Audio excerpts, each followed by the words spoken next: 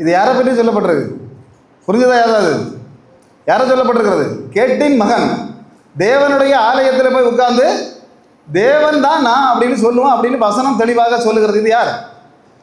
அந்தி கிறிஸ்து. அப்படிதானே? அந்தி கிறிஸ்து எல்லாருக்கும் தெரியும். அந்தி கிறிஸ்துன்னு கேள்விப்பட்டிருக்க. அந்தி கிறிஸ்துங்கிற பெயரை எல்லாருமே சொல்லலை. யோவான் மட்டும்தான் தன்னுடைய நிருபத்தில் ஒரு 5 முறை சொல்லுகிறார் அந்தி கிறிஸ்து அந்தி கிறிஸ்து அந்தி கிறிஸ்து அப்படின்னு. மற்ற இடங்கள்லாம் அந்தி கிறிஸ்து தெளிவாக வேதாகமத்தில் சொல்லப்படாவிட்டாலும் இது எல்லாருக்கும் தெரியும். கேட்டின் மகன், பாழாக்கிற அருவருப்பு, இதெல்லாம் யார் அப்படின்னு கேட்டால் இந்த அந்தி கிறிஸ்துவை பற்றி சொல்லப்படக்கூடிய வார்த்தைகள். இது எங்கே சொல்லப்படுது? தெசலோனிக்கே சபைக்கு, தெசலோனிக்கருக்கு அவர் சொல்லுகிறார். தெசலோனிக்கே சபை இவர் சொல்லப்பட்ட நேரத்தில் ஒரு புதிய சபையாக இருந்தது, புது சபை. அப்போ இது இன்னைக்கு இருக்குதா? எங்கே இருக்குது அப்படின்னு கேட்டால் கிரீஸ் நாடு. கிரீஸ் நாடுன்னா உங்களுக்கெல்லாம் தெரியும். மகா அலெக்சாண்டர் உலகம் முழுவதையும் தன் 18 வயதுக்கு முன்பாகவே உலகம் முழுவதையும் ஆட்சி செய்த ஒரு ராஜா, மகாவீரன் தான் மகா அலெக்சாண்டர். இவனுடைய அப்பா அதாவது பிலிப்பு, 2வது பிலிப்பு. அப்போ இந்த பிலிப்பு ஒரு போரில் ஈடுபடும் போது அந்த போரில் அன்னைக்கு ஜெயிக்கிறாரு. அவருக்கு ஒரு குழந்தை, ஒரு மகள் பிறக்கிறார். அந்த மகள் பிறந்ததுனால அந்த நேரத்தில் அவளுக்கு ஒரு தெசலோனிக்கா அப்படின்னா வெற்றியின் சின்னம் அப்படிங்கிற பேரை அவர் வைக்கிறார். இப்போ அவருக்கு பிறகு அலெக்சாண்டர் மகாராஜா இந்த உலகம் முழுவதையும் பிடித்தார், இந்தியாவையும் பிடித்தார். பிடித்துட்டு இந்திய ராஜா கிட்ட போரசத்தை கையில் கொடுத்துட்டு போயிட்டார் அவர். ஆனால் மற்ற நாடுகள் அப்படி இல்லை, கையில் யாருக்கு கையிலையும் கொடுக்கல, அவர் ஆட்சி செய்தார். கடைசியில் வயது வருவதற்கு முன்பாக சின்ன பையனாகவே இறந்து போனார். இறந்து போன போது அவருடைய தங்கை இந்த தெசலோனிக்கா என்பவளை இவருடைய இந்த அலெக்சாண்டருடைய படைத்தளபதி 4 பேர் நாட்டை பங்கிட்டாங்க. அதில் ஒருத்தர் கசாண்டர். அந்த கசாண்டருக்கு திருமணம் செய்து கொடுத்தாங்க. அந்த கசாண்டர் என்ன பண்ணணும் அப்படின்னா அந்த இடத்துல இருந்த பட்டணம், அந்த பெரிய பட்டணத்துக்கு தெசலோனிக்கா பட்டணம் என்று தன்னுடைய மனைவியுடைய பேர்லேயே பேர் வைத்தான். அது பைபிள் காலத்திலிருந்து இன்றைக்கு வரைக்கும் அந்த பட்டணம் எப்படி தான் அறியப்படுகிறது? தெசலோனிக்கா பட்டணம். அப்போ இந்த பட்டணத்துக்குள்ள முதலாக இந்த வேதாகமத்தை, பைபிளை இன்னைக்கு கிதியோன் இன்டர்நேஷனல் போகிறது மாதிரி அன்னைக்கு போன ஆட்கள் யாரெல்லாம் அப்படின்னு கேட்டால் பவுல் போகிறார், சீலா போகிறார், தீமோத்தேயு போகிறார். 3 பேர் போகிறாங்க. அப்போ 3 பேர் போய் அங்கே யூத சபையில் அதாவது 3 சாபத்து நாட்களில் பிரசங்கம் பண்ணுறாங்க. சாபத்து நாட்கள்னா 3 ஓய்வு நாட்கள். நமக்கு ஞாயிற்றுக்கிழமை ஓய்வு நாள், அப்படி தானே? அங்கெல்லாம் யூதர்கள்லாம் அப்படி இல்லை, சனிக்கிழமை தான் அவங்களுக்கு ஓய்வு நாள். 3 சாபத்து. அப்போ 3 வாரம் தங்கியிருக்காங்க. அங்கே தங்கியிருந்து பிரசங்கம் பண்ணுறாங்க. இதில் பயங்கர பிரச்சனை வந்தது. பிரசங்கம் நிறைய பேருக்கு பிடிச்சிருந்து, நிறைய பேர் ஏற்றுக்கொண்டார்கள் இயேசுவை. பாதி பேர் எப்பவுமே அப்படி கூட்டம் இருக்கும், அவ்வளோதானே? எந்த இடத்துலையுமே எதிர் குரூப் கண்டிப்பாக இருக்கும். இதில் குரூப் இருந்ததுனால முதல்ல பவுலை பிடிச்சி வெளியே தள்ளிட்டாங்க. பவுல் பாவம் வெளியே வந்துட்டார். இவங்க 2 பேரும் தான் உள்ளே இருக்கிறாங்க, சீலாவும் தீமோத்தேயு. அப்போ கொஞ்ச நாள் கழித்து தீமோத்தேயு ஒரு நல்ல ஒரு பதிலை கொண்டு வருகிறார் பவுலிடம். திரும்ப பவுலை சந்திக்க வரும்போது அந்த சபை சூப்பர் சபை, நல்ல சபை, நல்லா நடந்துட்டு இருக்கு அப்படிங்கிற ஒரு விஷயத்த சொல்றாரு. ஆனால் ஒரே ஒரு பிரச்சனை. அங்கே என்ன பிரச்சனை அப்படின்னு கேட்டால் சில பேர் எழும்பி தேவன் வந்து விட்டார், இயேசு பக்கத்தில் வந்தாச்சு, அதனால நீங்கள் அப்படி இருங்க இப்படி இருங்கன்னு தேவன் நான் பக்கத்தில் நிற்கிறாருங்கிற மாதிரி பிரசாரம் பண்ண ஆரம்பித்தாங்க. அப்போ அதை மட்டும் இவர் சொல்கிறார். இப்படி இந்த ஒரு பிரச்சனை மட்டும் அங்கே தெசலோனிக்கே சபையில் இருக்குது. அப்போ என்ன செய்யலாம்? உடனே பேனா எடுத்து பவுலுக்கு அங்கே போக முடியாது, போனால் அரெஸ்ட் பண்ணிடுவாங்க. அதனால் இவர் இங்கே இருந்து எழுதுகிறார். வார்த்தைகளை எழுதி என்ன சொல்கிறார் அப்படின்னா அதான் அந்த வசனம். முதல்ல யார் வரணும்? விசுவாச கேடு வரணும். 2வது கேட்டின் மகன் எருசலேம் தேவாலயத்தில் நான் தான் தேவன் உட்காரணும். அதுக்கு பிறகு தான் உலக முடிவு வரும். அதுக்கு முன்னே யாராவது எதையாவது பேசினா ஏமாந்து நீங்கள் போகாதீங்க அப்படிங்கிறதுக்கு அர்த்தத்துக்கு தான் என்ன சொல்கிறாரு, அதில் சொல்கிறார். அப்போ பார்த்தா இந்த கேட்டின் மகனான அந்தி கிறிஸ்து, இவனை பற்றி இதை பவுல் சொல்லுகிறார். இதுக்கு முன்னாடி யாராவது சொல்லியிருந்தாங்களா அப்படின்னு கேட்டால் தானியேல் தீர்க்கதரிசி. வேதாகமத்தில் 4 பெரிய தீர்க்கதரிசிகள் உண்டு. யாரெல்லாம்? ஆமாம், அவங்கெல்லாம் ஏன் பெரியவங்க அப்படின்னா என்ன மாதிரி நல்லபடி குண்டாக இருப்பாங்க, அதனால பெரியவங்கன்னு இல்லை. நிறைய வசனங்களும் அதிகாரங்களையும் அவங்க எழுதுனாங்க. மற்றவங்க எல்லாம் சின்னவங்கன்னா அவங்க சின்னவங்கன்னு இல்லை, மற்றவங்களெல்லாம் கொஞ்சம் எழுதி வச்சிருக்காங்க. அதனால அவங்கள சின்ன தீர்க்கதரிசியும் இவங்கள பெரிய தீர்க்கதரிசின்னு சொல்கிறாங்க. அப்போ இந்த தீர்க்கதரிசி இயேசுவுக்கு முன்னால் ஒரு 530 வருடங்களுக்கு முன்பாக வாழ்ந்து கொண்டிருந்தவர். பார்த்தீங்கன்னா யூதா தேசத்தில் வாழ்ந்து கொண்டிருக்கிறார். யூதா கோத்திரத்தை சார்ந்தவர். திடீர்னு நேபுகாத்நேச்சார் என்று சொல்லப்படக்கூடிய ஒரு பாபிலோனி ராஜா பிடிச்சிட்டு போயிட்டான் அடிமையாக. இப்போ இவரை மட்டும் இல்லை, கூடால கொஞ்சம் சாத்ராக், அப்படின்னா மேசாக், ஆபேத்நேகோ இவங்களையும் கூட பிடிச்சிட்டு போனான். பிடிச்சிட்டு போகும்போதே சிதேக்கியா ராஜா, யூதாவின் ராஜா, இவன் தான் கடைசி ராஜா, 20வது ராஜா. இவனை பிடித்து கொண்டு போகிறது மட்டுமில்லை, இவனுடைய கண்ணை என்ன செய்துட்டான், குத்தி கொண்டு போனால். கண்ணை குத்தி கெடுத்ததில்லை, பிள்ளைகளை அவன் கண்ணு முன்னால், அவன் கடைசியில் பார்த்தது அவனுடைய பிள்ளைகளின் மரணம். கண்ணு முன்னால் வெட்டி கொலை செய்துட்டு தான் அவனுடைய கண்ணை அப்படி கொண்டு போனான். ஆனாலும் ராஜாவுடைய கண்ணு தான் புடுங்கப்பட்டதே தவிர இங்க இருந்து போன பிள்ளைகள் ராஜாக்களை போல அந்த இடத்துல வாழ்ந்தாங்க. அல்லேலூயா. இன்னைக்கு என்ன சொல்றோம்னா, தீர்க்க தரிசனமாக தேவன் சொல்றாரு, உங்க பிள்ளைகள் எப்படிப்பட்ட இடத்துக்கு போனாலும் சரி ராஜாக்களாக வாழ்வாங்க. நல்லா நம்புறவங்க மட்டும் கரங்களை தட்டுக்க பார்க்கலாம். அல்லேலூயா. பாருங்க, நாட்டு ராஜாவை பிடிச்சு கண்ணை குத்துனவன் அங்க கொண்டு போய் ராஜாக்களை போல இந்த பிள்ளைகள் சில பேரை வச்சிருந்தான். அதுல ஒருத்தர் தான் தானியேல். இப்ப தானியேல் எப்படியெல்லாம் வாழ்ந்தார் அப்படின்னு சொன்னா, நேபுகாத்நேச்சார், பெல்ஷத்தார், தரியு, கோரேஷ், இப்படி 4 ராஜாக்களுக்கு தீர்க்க தரிசனம் சொன்ன ஒரு பெரிய தீர்க்கதரிசி. 4 ராஜாக்கள், 3 பேர் மரிக்கும் போது அதுக்கு பிறகு இருந்து 4வது ராஜாவுக்கும் தீர்க்க தரிசனம் சொன்னார் இந்த தானியேல். பாத்தீங்கன்னா அதுக்கப்புறம் அவங்களுக்கு தீர்க்க தரிசனம் சொல்றது மட்டுமில்ல, மக்களுக்கு பயம் உண்டாயிட்டு. உடனே உலகம் அழியுமா, நம்ம அடிமைத்தனம் மாறுவோமா, இப்படிங்கிற பயம் வந்ததுனால அவங்களுக்கும் தீர்க்க தரிசனங்களை தானியேல் உள்ளது சொல்ல ஆரம்பித்தார். இந்த விஷயத்துல ஒரு விஷயத்தை சொல்லுகிறார். என்ன விஷயம் அப்படின்னா, தானியேல் 8வது அதிகாரம் 9, 11, 12 4 விஷயங்கள், 4 அதிகாரங்களிலும் ஒரு விஷயத்தை சொல்லுகிறார். ஆனால் மிக தெளிவாக தானியேல் 9:26 சொல்லுகிறார்.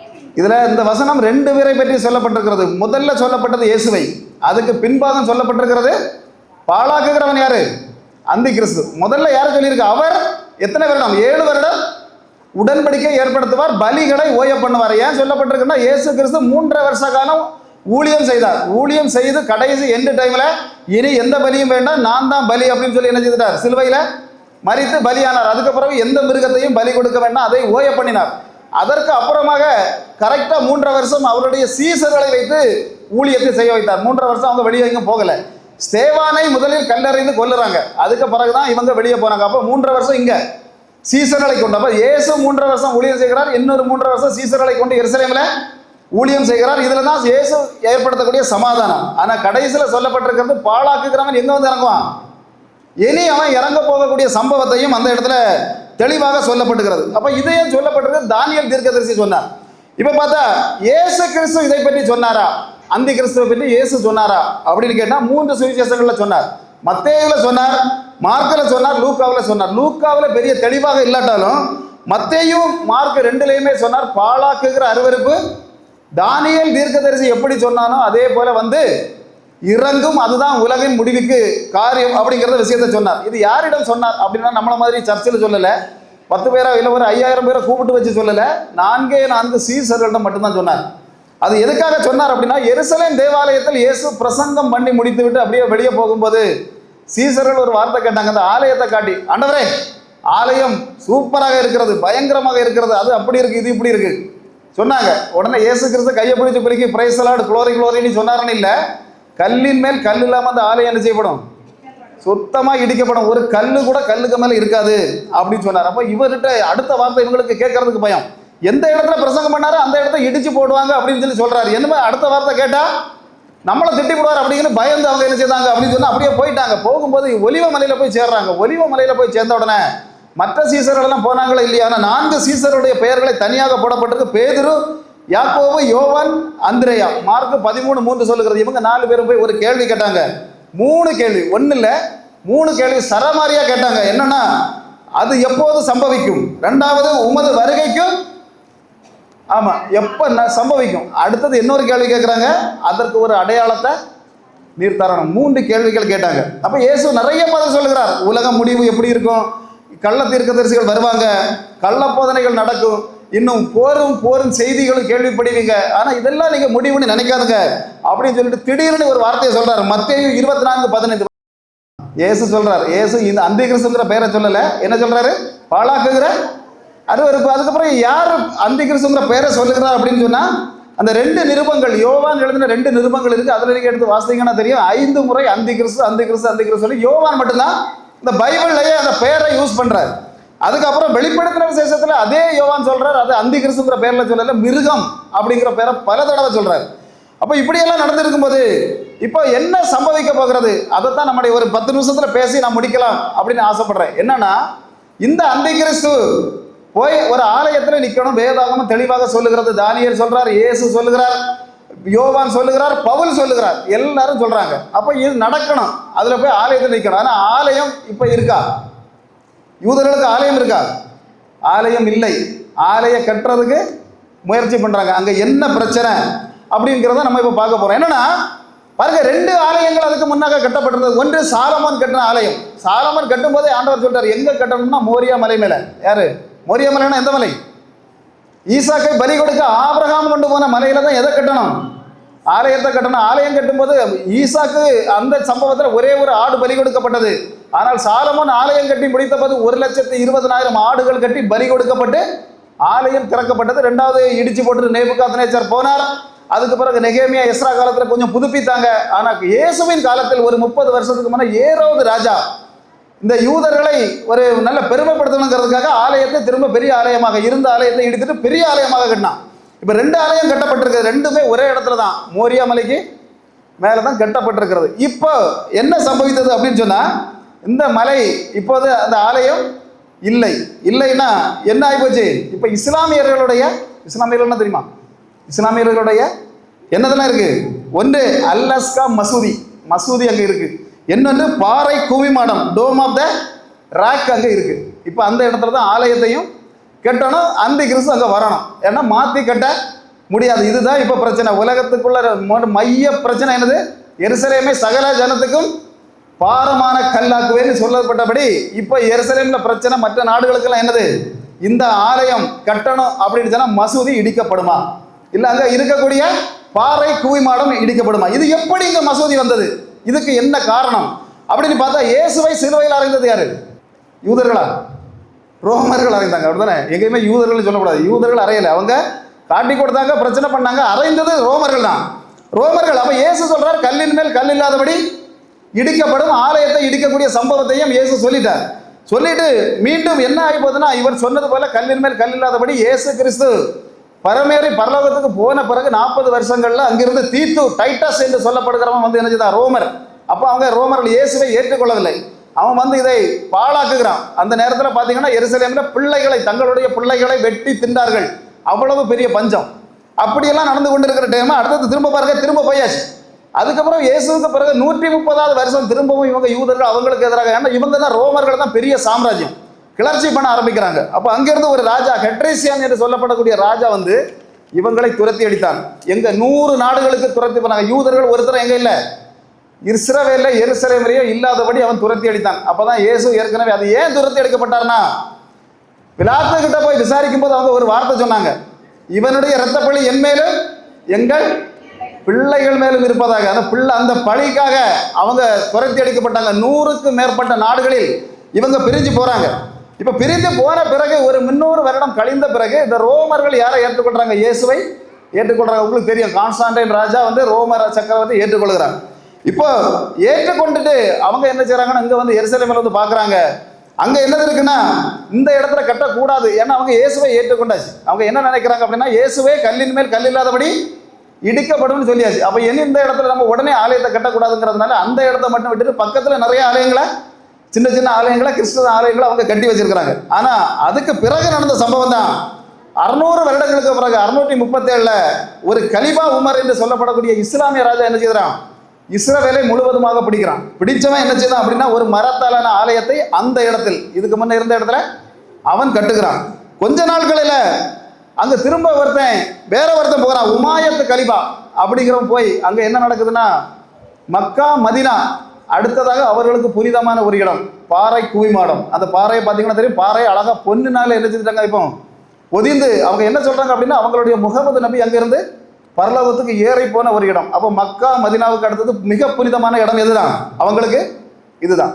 அப்போ இப்போ என்ன பிரச்சனை அப்படின்னா, யூதர்கள் சொல்றாங்க நாங்க அந்த இடத்துல ஆலயத்தை கட்டுவோம். உலகத்தில் உள்ள இஸ்லாமியர்கள் எல்லாம் சொல்றாங்க எங்களுடைய புனிதமான இடம் அது, இதை என்ன செய்யக்கூடாது, இடிக்க நாங்கள் உயிர் பண்ணால் விட மாட்டோம். இடித்தால் என்ன நடக்கும்? அவர்களுக்கும் தனி 52 நாடுகள் அவங்க மெஜாரிட்டியா இருக்கிறாங்க. இன்னைக்கு உலகப்போர், 3வது உலகப்போர் என்ன செய்யும், நடக்கும் அப்படின்னு இன்னைக்கு எதிர்பார்க்கக்கூடிய ஒரு விஷயம். அப்ப இது இடிக்கப்படுமா? அந்த கிறிஸ்து உள்ள நிற்க முடியுமா? அவன் எப்படி இந்த வசனங்களின் படி அந்த கிறிஸ்து உள்ள நிற்கப்படுகிறான்? இதுல ஒரு சம்பவத்தை தெளிவாக சொல்ல முடியும். இவர்கள் ஆலயம் கட்டணும் அப்படின்னு சொன்னா சிவப்பு கிடாரி அப்படிங்கிறது ஒண்ணு தேவைப்படும். என்னது சிவப்பு கிடாரி? வாசிருக்கீங்களா, கேட்டிருக்கீங்களா? என்னுடைய யூடியூப் சேனல்லாம் பார்த்து அதை பற்றியே நிறைய மெசேஜ் போட்டிருப்பேன். அப்ப இந்த சிவப்பு கிடாரி எதுக்காக அப்படின்னா, என்னாகமும் 19வது அதிகாரம் முழுவதும் சொல்லப்பட்டிருக்கிறது. 19வது அதிகாரம் 2வது வசனத்துல சிவப்பு கிடாரி சொல்லப்பட்டிருக்கிறது. என்ன செய்யணும்னா, அந்த சிவப்பு கிடாரினா எப்படி இருக்கும்? ஒரு முடி கூட வேற கலர்ல அந்த மாட்டுக்கு இருக்கக்கூடாது. அந்த இதை என்ன செய்யணும், அதை பலி கொடுத்து எரித்து சாம்பலை எடுத்து அந்த ஆசாரியர்கள் சுத்திகரணம் பண்ணின பிறகுதான் என்ன செய்ய முடியும், ஆலயத்துக்குள்ள போக முடியும். இப்போ ஆலயம் அவங்க கட்டணும் அப்படின்னு சொன்னா என்னது தேவை, சிவப்பு கிடாரி வெறும் சிகப்பா தான் இருக்கணும், அதுல ஒரு முடி கூட கருப்பு இருக்கக்கூடாது, ஒரு புள்ளி கூட அந்த உடம்புல என்னது இருக்கக்கூடாது, இருக்கக்கூடாது. இப்ப இயேசு பரலோகத்துக்கு போய் 2000 வருடங்களாக யூதர்கள் தேடி கொண்டிருந்தாங்க அந்த சிவப்பு கிடாரி இருக்கா இல்லையா, எங்கேயாவது தேட, உலகம் முழுவதும் சல்லடை போட்டு தேடுறாங்க. அவங்களுக்கு அறிவுக்கு அது பார்த்தீங்கன்னா அவங்களுக்கு கொடுத்திருக்கிற அறிவு இன்னைக்கு உலகத்தில் கண்டுபிடிக்கப்பட்ட 100 சாதனங்கள் கண்டுபிடிக்கப்பட்டிருக்குன்னா 95 சாதனங்களை கண்டுபிடித்தது யார் தான், யூதர்கள் தான். அவ்வளவு அறிவு அவருக்கு கொடுத்திருக்காரு. அவங்க தேடி தேடி அறிந்தார்கள், ஆனா என்ன செய்யல, கிடைக்கல. 2022 வருஷம் அமெரிக்காவின் டெக்சாஸ் மாகாணத்தில் கண்டுபிடிக்கப்பட்டது இந்த சிவப்பு கிடாரி. என்ன செய்தாங்க அப்படின்னு சொன்னா அங்கிருந்தே கொண்டு போனாங்க. கொண்டு போய் எடுத்தது யார் அப்படின்னா இந்த ஆலயம் கட்டக்கூடிய டெம்பிள் இன்ஸ்டிடியூட் சொல்லப்படக்கூடிய குரூப்புகள் அங்க இணைந்து அதை கண்டுபிடிக்கிறாங்க. கண்டுபிடித்து அவங்க மற்றவங்க காணும்படியாக அவங்க கொண்டு வரல. எப்படி கொண்டு வந்தாங்கன்னா தனி விமானம், செல்ல பிராணிகளை கொண்டு வரக்கூடிய ஒரு விமானத்தில் இதை ஏற்றுறாங்க. ஏற்றி கொண்டு வந்து யாருக்கும் தெரியாத ரகசிய இடங்களை இஸ்ரவேல்ல அது வளர்க்கப்படுகிறது. அந்த வேதாనికి எண்ணாகமத்தை படித்தா தெரியும், அந்த மிருகம் அதாவது அந்த சிவப்பு கிடாரி எப்போது பலி கொடுக்கப்படும், குறைந்தபட்சம் 2 வயதுக்கு மேல அது ஆகணும் அப்படின்னு அவங்க கொண்டு வந்தது 7-8க்கு மேல கொண்டு வந்தாங்க. ஆனா பார்த்தா 2022 இப்போ 2026 4 வருடங்கள் ஆயிடுச்சு. அப்ப 2 வயசு தாண்டி இருக்குமா, தாண்டி இருக்காதா, எல்லாமே தாண்டியாச்சு. இப்ப எங்க வைத்திருக்கிறாங்க தெளிவா சொல்றாங்க, சீலோ என்று சொல்லப்படக்கூடிய பண்ணையில இந்த சிவப்பு கிடாரிகள் வளர்க்கப்படுகிறது.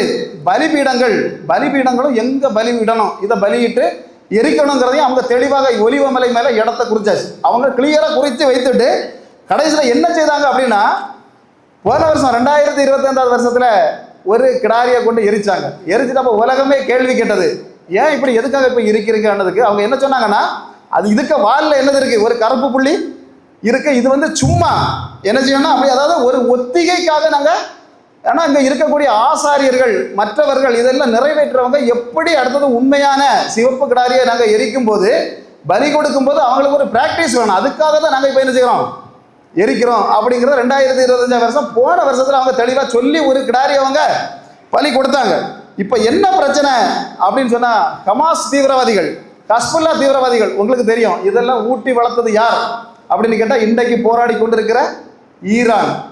வேதாகமத்தில் சொல்லப்பட்டிருக்கிறது 4 ராஜாக்கள் ஆலயத்தை கட்ட உதவி செய்தார்கள், ஈரானிய ராஜாக்கள். யாரெல்லாம், கோரேஷ், தரியு, அர்த்தசாஸ்திரா, அப்படியே எஸ்தருக்கு புருஷன் ஒருத்தர் வருவார். இவங்க எல்லாம் எங்க உள்ளவங்க, அந்த ஈரான் தேசத்து ராஜாக்கள் இவங்கெல்லாம். இந்த ராஜாக்கள் அவ்வளவு 2500 வருடங்களாக 2 டீமும் என்னது அவ்வளவு சந்தோஷமாக ஃப்ரெண்ட்ஷிப்பாக இருந்தவர்கள். ஆனா இப்போது அவங்க சண்டை போடுறாங்க அப்படின்னா, இந்தியாவும் பாகிஸ்தானும் சண்டை போடுறதுன்னா பிரச்சனை உண்டு, எல்லை பிரச்சனை, ஒரு சின்ன காமன் முள்வேலி தான் இருக்கு, அதனால பிரச்சனை நடக்குது. இவங்க 2 நாடுகளில் எல்லை பிரச்சனை எல்லாம் ஒன்றும் கிடையாது, நடுவில் கடல் தான் இருக்கு. ஆனால் இவங்க ஏன் பிரச்சனை பண்றாங்க அப்படின்னா, இந்த அந்தி கிறிஸ்துவனுடைய ஆட்சி எங்க வரணும், அது தீர்க்க தரிசனங்கள். அந்த தீர்க்க தரிசனங்கள் இப்படிதான். இப்போ இவங்க என்ன செய்தாங்கன்னா, இஸ்ரவேலை அடிக்கிறதுக்கு முன்னா 2000 வருஷத்திலேயே இஸ்ரவேலை நேரிட்டு தாக்குறதுக்கு பதிலாக அவங்க செய்த விஷயம் என்னன்னா, ஹஸ்புல்லா தீவிரவாதிகளையும் ஹமாஸ் தீவிரவாதிகளையும் பாலஸ்தீன்ல ஊட்டி வளர்க்க ஆரம்பிச்சாங்க. அவங்க மூலமா தான் அவங்க இஸ்ரவேலை அடிக்கிறது. இப்போ அவங்க சொல்ற விஷயம் என்ன அப்படின்னு கேட்டா, முதல் காரணம் சிவப்பு கிடாரியை இவங்க கொண்டு வச்சிருக்கிறாங்க. இதுக்கு எதுக்கு வச்சிருக்கிறாங்க, பலி கொடுத்தா உடனே என்ன செய்ய முடியாது, எங்களுடைய ஆலயம் இடிக்கப்படும், அப்ப அதனால நாங்க இதுக்கு சம்மதிக்க மாட்டோம்னு சொல்லி அவங்க அடிய தொடங்குறாங்க. அப்ப இப்படி பல பிரச்சனைகள் நடந்து கொண்டிருக்கும் போது வேதாகமத்தில் இன்னொரு மர்மம் சொல்லப்படுகிறது. என்ன அப்படின்னா, இவங்களுக்குள்ள உள்ளாடி இருக்கக்கூடிய, அதாவது சில சயின்டிஸ்டுகள் திரும்பவும் இதை ஆராய்ச்சி பண்றாங்க. ஆராய்ச்சி பண்ணிட்டு அவர் அதுல ஒரு ரிப்போர்ட் கொடுக்குறாங்க. என்னன்னா, அந்த முஸ்லீம்கள் வச்சிருக்க ஆலயத்து பக்கத்துல இல்லை, அதுல இருந்து ஒரு 330 அடிக்க இந்த பக்கத்துல தான் சாலமோன் கெட்டின ஆலயமும் ஏறாவது கெட்டின ஆலயமும் இருந்தது. அதனால நீங்க அதை இடிக்க வேண்டிய அவசியம் இல்லை அப்படின்னு சொன்னா கொஞ்சம் பேர் இப்போ ஓகே சொல்றாங்க, கொஞ்சம் பேர் அப்ப என்ன நடக்க போகுதுன்னா, என்ன மாதிரி இடிக்காட்டாலும் பக்கத்துல என்ன செய்யலாம், கட்டலாம் அப்படிங்கிற ஒரு அதுக்கு தெளிவாக ஒரு வசனத்தை எடுத்து வைக்கிறாங்க. வெளிப்படுத்தல் 11:2 அதை உடனே வாசிங்க. என்ன சொல்லியிருக்கு, அதை நீ அளக்காமல் விடு. தேவன் ஏன் அவர்கிட்ட சொன்னார் அப்படின்னு சொன்னா, அந்த இடம் ஆலயத்துக்கு அந்த பக்கம் இருக்கக்கூடிய அந்த முஸ்லீம்களுடைய பாறை குவிமாடம் அல்லஸ்கா மசூதி இருக்கக்கூடிய அந்த இடத்தை நீ என்ன செய், அளக்க வேண்டிய அவசியம் இல்லை. அதுல புறஜாதிகள் தான் இருப்பாங்க. இயேசுவின் வருகை வரைக்கும் புறஜாதிகள் தான் இருப்பாங்கிறது அந்த வசனம் தெளிவாக சொல்லுகிறது. இன்னைக்கு அவங்க அதை சொல்றாங்க, தெளிவாக சொல்லப்பட்டிருக்கு. அதனால அந்த ஆலயத்தை இடிக்க வேண்டிய அவசியம் இல்லை, பக்கத்திலேயே கட்டலாம். அப்ப இதுக்கு தான் அந்தி கிறிஸ்துங்கிறவன் எந்த நாட்டில இருந்து வருவாங்கிறது தான் தெளிவா தெரியல.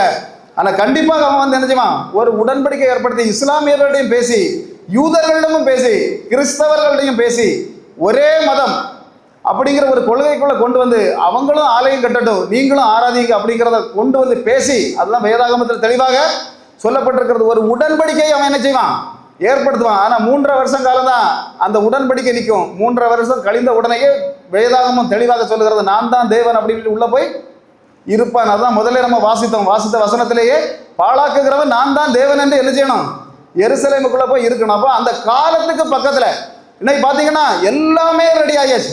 இப்போ ஆசாரியர்களுடைய உடைகள் ரெடி ஆயாச்சு. அவங்க என்ன உடைகள் வைத்து அவங்களுடைய குல்லாக்கள் தரிக்கப்பட்டிருந்த யோபது எல்லாமே எடுத்தாச்சு.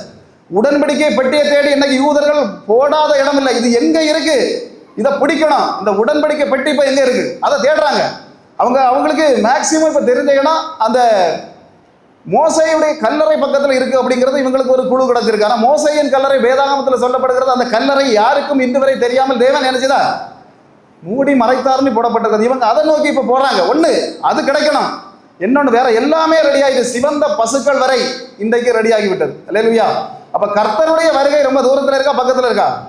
இந்த தலைமுறை ஒளிவதற்கு முன்பாக அவருடைய வருகை இருக்கும். அதனால நம்ம வந்து பரிசுத்த மணவாட்டி சபைகளாக நம்ம இருக்கணும். இயேசு கிறிஸ்து வருகிறார், வைப்பாட்டிகளை கொண்டு போறதுக்கு இல்லை. பைபிளில் போட்டிருக்க வைப்பாட்டிகளை கொண்டு போறதுக்கு வராருன்னு.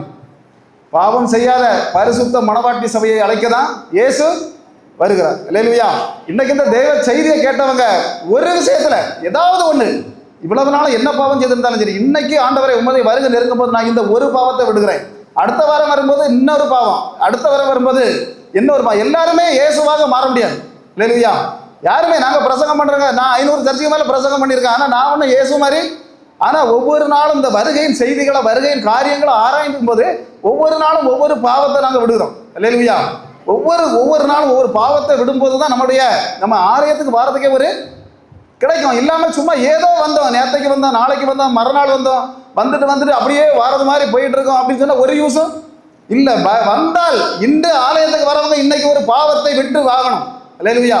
அந்த பரிசுத்த மணவாட்டி சபையாக, அதில் விளக்கில் எண்ணெய் உள்ள ஸ்திரீகளாக அந்த தேவனுடைய முன்பில் நிற்கணும். அல்லேலூயா. கர்த்தர் தாமே இந்த வார்த்தைகளை பரிசுத்தப்படுத்துவாராக. ஆமென்.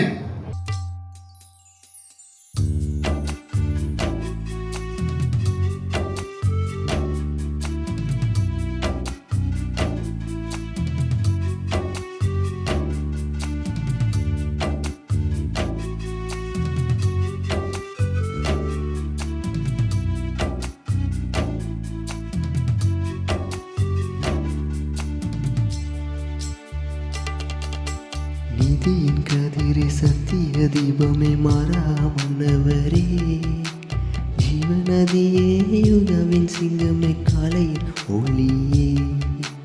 நீதியின் கதிரே, சத்திய தீபமே, மாறாமன்னவரே, ஜீவநதியே, யுகவின் சிங்கமே, காலையின் ஒளியே.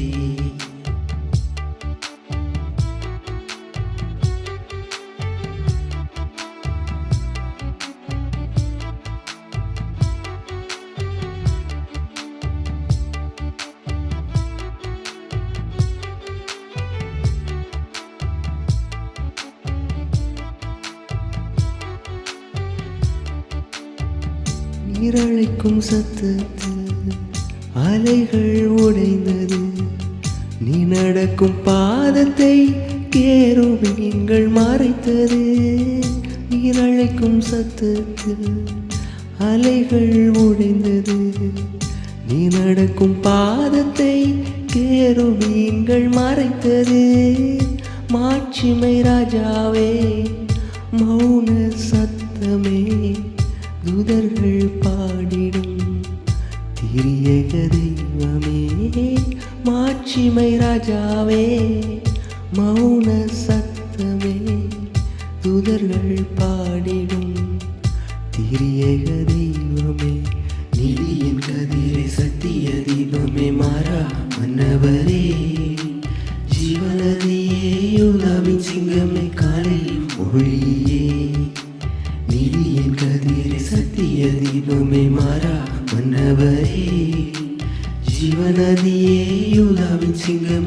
காலையில் மொழியே.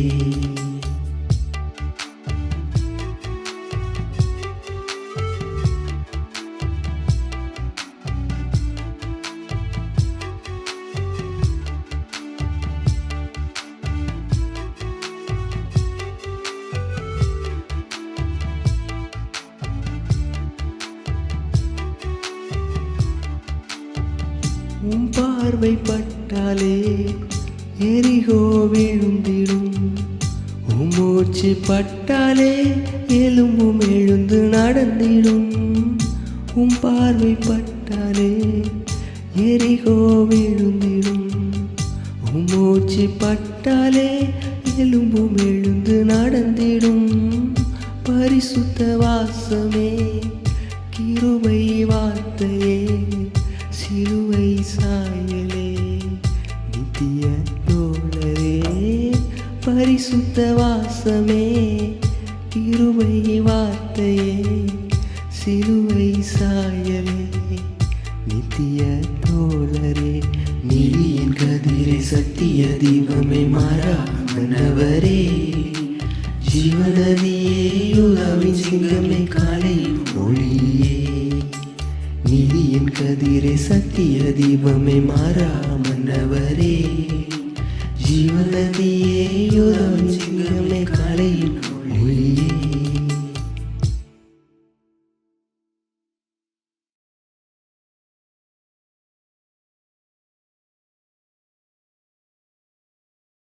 தாழ்ந்து கோடிலில் பிறந்த ராஜனே.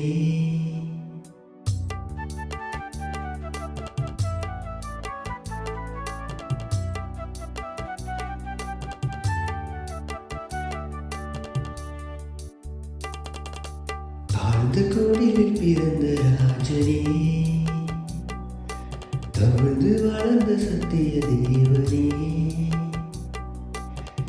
தவித்த வானத்தை விட்டு தன்மையால் உலகை மீட்க தாவீதின் நகரில் ஒளியாக பிறந்ததே.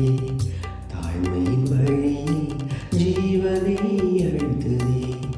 திருவுளம் நிறைய தூய்மையாய் எழுந்ததே. தாழ்ந்த கூடையில் பிறந்த ராஜனே.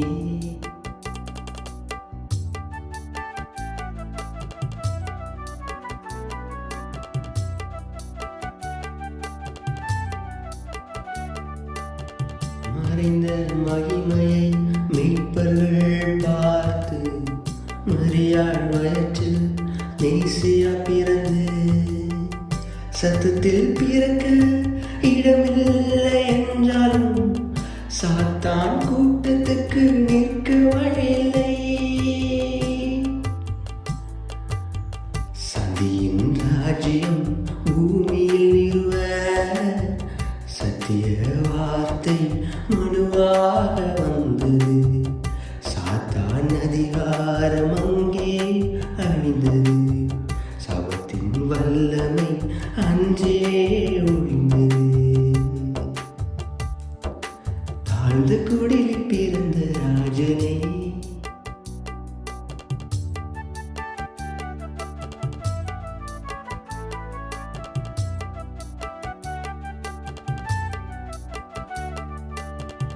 தீர்க்க தரிசனம் நடந்து முடிந்ததோ. தாயின் மடியில் அழுது பிறந்ததோ. தூதர்கள் கூட்டம் பாடும் தெய்வம் தாவீதின் நகரில் அழுது பிறந்ததோ. சத்தியம் அன்றே மனுருவெடுக்க சிலுவையை நோக்கிய பாதை அமைந்தது. சிங்காசனம் விட்டு மனுரூபம் கொண்டது. சாபத்தின் நீருளை அன்பால் உடைத்தது. தாழ்ந்த கோடில் பிறந்த ராஜனே.